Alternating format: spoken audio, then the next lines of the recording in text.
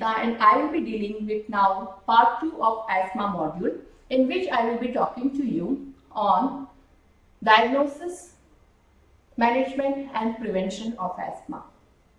Welcome. So what is asthma diagnosis? In the previous part, I thought about pathogenesis and how asthma is type 1 and type 2. Now, I literally covered few parts of the investigations also. Now, we will go into detail about how to suspect, when to suspect, how to diagnose.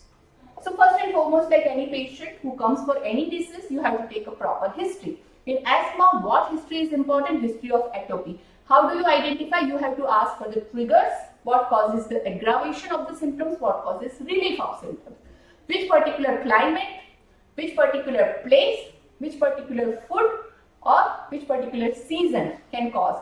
Do they have pets, dog, cat, gardening hobby? Is there any particular visit or traveling history or food intake if they have got angioedema kind of reaction? That is the minimum history which you should ask about all your patients, including 1 second or 1 minute span on the family history part. Whether the patient has got anybody in their family who also has got similar symptoms, blood related relatives. The physical examination, spirometry and this. So which are the clinical features by which patient will come to you? It can have cough, wheezing, chest tightness. That is asthma triad. That is the classical symptoms of asthma. More in early morning and late night. Triggers are dust, cold, smoke, seasonal variation, exercise, chemicals, animal bird products, pollen, drops, URTI, or sometimes emotional expressions.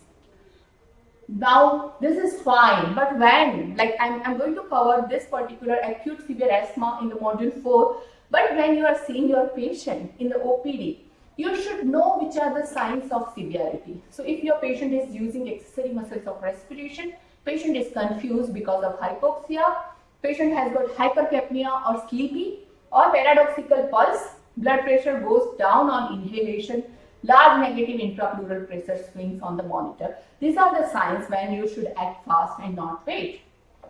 So that has to be covered. So I covered, but I will have a module which I will be specifically dealing with that. Now, spirometry is one of the most important tests for getting diagnosis of asthma. So post bronchodilator reversibility was a part of the definition, and we will deal with that in a little while.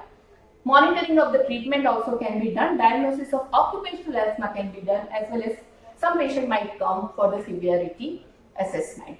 Now, this is what the spirometric curve looks like. Flow volume curve and time volume curve. Concentrate on the flow volume curve. So this is expiration, this is inspiration. So you have to just see the curve. So we are measuring the forced expiratory volume in 1 second. So in 1 second, how much is exhaled out? That is what we are measuring. And that is, this is how in normal people look like, or mild asthma looks like. This is how moderate. You can see how the curve is becoming smaller. However, the inspiration is not affected. The expiration curve is becoming smaller and smaller. And there are grades for asthma. More than 80 is normal, 80 to 60 is mild, 60 to 40 is moderate, less than 40 is severe. So if you see something like that, you can easily make out that this falls into severe asthma category. Now, there is something I called about post bronchodilator reversibility. So in subjects with airflow limitations, what we do is we give them 2 puffs of asthalin or salbutamol inhaler, and we check their FEV1 after 20 minutes. And what we look for? We look for 20% predicted reversibility or 200 ml of reversibility. This both has to be there. There are different criteria, ATS and BTS, but most of the time this is what is accepted, that 12% or 200 ml absolute reversibility. If it is present, then it suggests reversibility, and that is very important for asthma patients. Now, not all patients will have reversibility, and not all reversible patients have got asthma, and that is a very detailed thing, and maybe some other day I will talk about that. But remember that this is what a classical definition is. Now we can check, like suppose if you are working in the periphery where you do not have spirometry, what you can do? There are some simple devices in which you just ask the patient to blow maximum, and when they blow out, you have to just see the peak expiratory flow rate. That device measures the flow rate of expiration, and highest expiratory flow obtained during a forced expiration starting immediately after deep inspiration from total lung capacity. You just have to ask patient to breathe in. Inhale, put the thing in the mouth, blow out, and then you will see. So it can be used at home also for daily monitoring, for knowing the control of asthma, as well as sometimes the variability. So morning is the type when the steroid or cortisol level in the body dips down, and that is why early morning exacerbation happens in asthma patients. So if you are checking whether patient has got asthma or not, you have to tell them to check their level in morning, afternoon and evening, and if the reversibility or if the change between morning and evening PEFR value is more than 20%, that is a diagnostic of asthma. Now, asthma diagnosis, additional test which you might do is chest X-ray, which I do for all my patients just to rule out any other disease. Most of the asthma people will have normal X-ray unless they have got ABPA, allergic bronchopulmonary aspergillosis, and that is a topic in itself, and I'm not going to cover it. That is just for knowledge I'm telling. But remember that 90%, 99% of asthma people will have normal X-ray. ABG if patient is hypoxic, allergy testing, exercise testing. If required, if they are telling that only on exertion they have got asthma, then we might say that. And test for airway bronchodilator, provocation test. Not routinely done, only in specific cases we do. Now, any additional test, you can do blood counts, you can do total IgE, as I said, ABPA, and sputum eosinophil cast, axial nitric oxide. FeNO is a type or diagnostic of eosinophilic asthma, and you can make a diagnosis of steroid responsiveness by doing a FeNO test, which is done. It's also like a type of pulmonary function test. Now, differential diagnosis of asthma. Any patient can come and tell you that I have got cough and wheeze. Do you think that all are having asthma? What other diagnosis you can think of if patient has got similar symptoms? So first and foremost, if there is a localized wheeze, do not forget foreign body, do not forget tumors, do not forget vocal cord dysfunction. Tumor is one thing which I see very easily and routinely. Now, diffuse wheezing, both the side, like expiratory, deep bronchi are present in case of COPD also. COPD has a classical history of exposure to smoking or any inhaled agents which can cause chronic inflammation, either biomass fuel or exposure to occupation which make them projected for continuous injury to the airway. And there is a classical history that doesn't go. It starts very late, mostly less than 40 years of age, and there are no relieving factors which happens in like case of asthma. And mostly COPD inflammation is not eosinophilic. Not most of the COPD patient has got neutrophilic inflammation. Now, which are the other diseases which might coexist? Like these are the differential diagnosis. Left ventricular failure is one of the commonest. Like earlier we used to tell cardiac asthma and cardiac asthma as well as normal bronchial asthma. So do they exist? Actually it exists. So sometimes the patient might present first time with breathing difficulty. They might be in their 70s, 80s. There will be raised JVP, there will be edema fit, there will be telltale signs. If you are a good clinician, you will definitely pick up that this is not asthma. Though examination you will not be able to pick up because they also have got bronchi. Believe me, they also have got bronchi. So you have to go through a thorough examination and you have to get the history right. Then you will be able to make that first time coming with edema fit, raised JVP and some basal crepitation with cardiomegaly is not asthma, it is cardiac failure. You please pick it up, otherwise you will wrongly treat and lose valuable time for the patient who needs CABG or something. Now others are GERD, pulmonary embolism, pulmonary eosinophilia or drug-induced bronchospasm.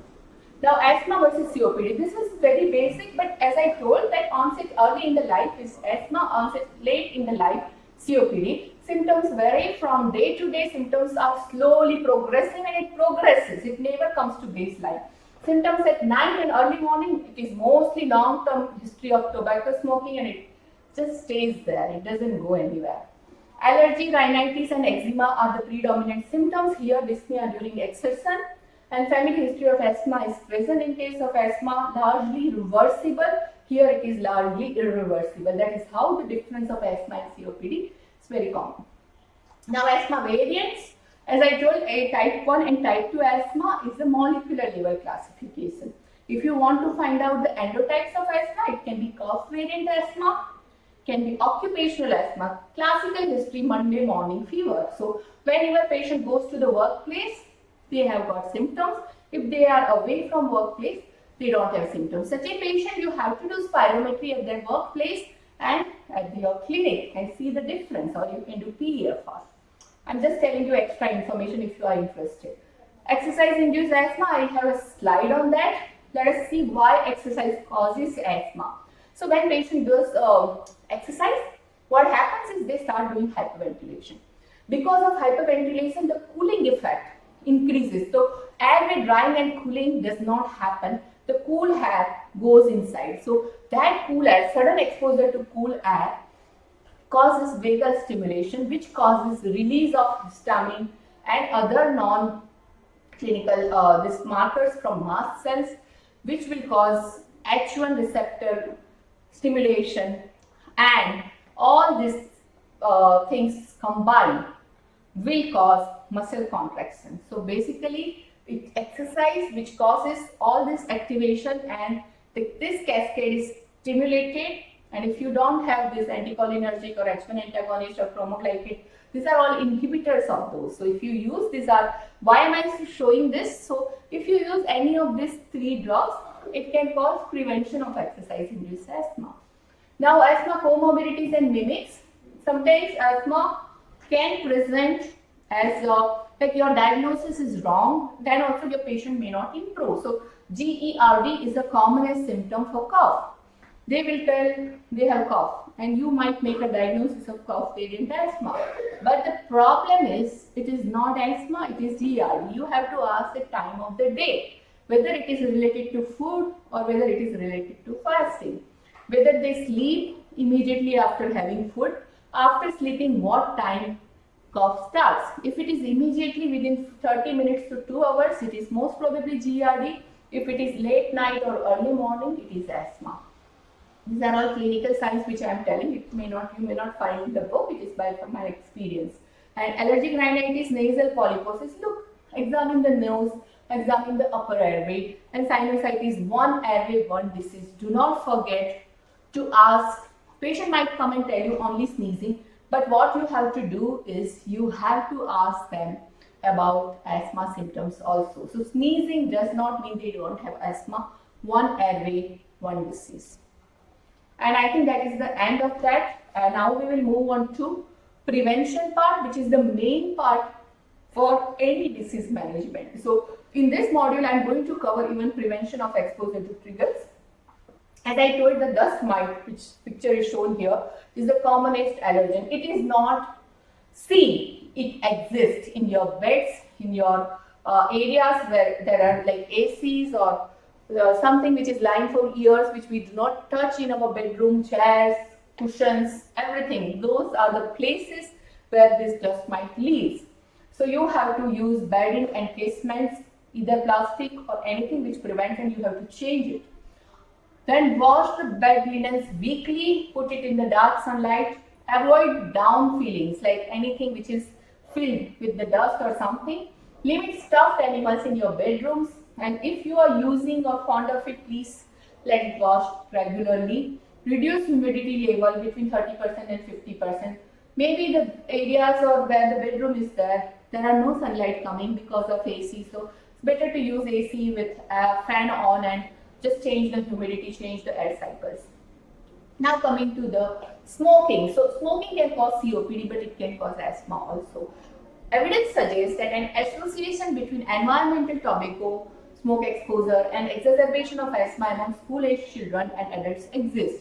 So evidence also shows an association between environmental tobacco exposure and asthma development.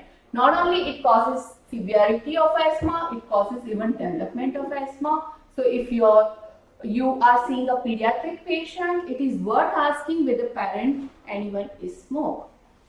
Now cockroach and cat are one of the most common allergens found in the allergen test. So reducing exposure to cockroach also will help your patient. Reducing exposure to cat. Cat is the one most common pet which can cause asthma. So people who are allergic to pets should not have them in the house, and at a minimum do not allow pets in the bedroom. Then something like exposure to mold. Just clean those things which are going to cause problem to your patient. Last but not the least, these are the hazard of I will tell development, and you can have so much of exposure. You can have instead of fossil fuel, you can use bicycle, walk. You can make it the environmental more green, which can help you.